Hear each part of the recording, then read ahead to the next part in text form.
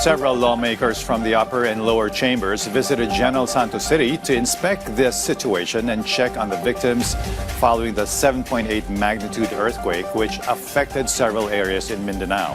Lawmakers assured impeachment trial preparations will not stop them from extending help to quake victims. Sheila Natividad has more.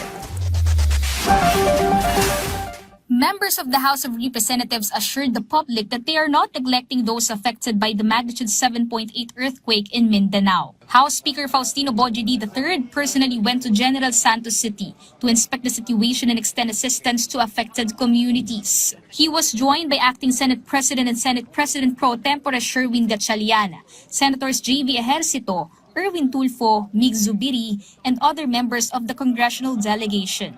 Nakita natin kung gaano katindi ang tama dito sa ating lugar at hanggang ngayon meron pang mga nire-recover tayo mga kababayan. And hopefully, They also assured that the House of Representatives will cover the hospitalization expenses of patients affected by the earthquake. sa ngalan po ng House of Representatives, sa aming pong taus-pusong pinaabot ang aming pong pakikiramay.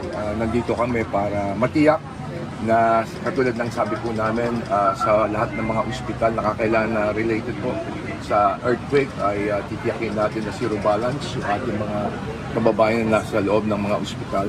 Lawmakers also stressed that preparations for the impeachment trial will not stop them from continuing to extend assistance to disaster victims. According to Akbayan Party List Representative Chel Jokno, it remains the duty of Congress to respond immediately to the needs of those affected. He said more than 100 lawmakers are participating in relief efforts for affected areas in Mindanao, aside from their own initiatives in their respective districts.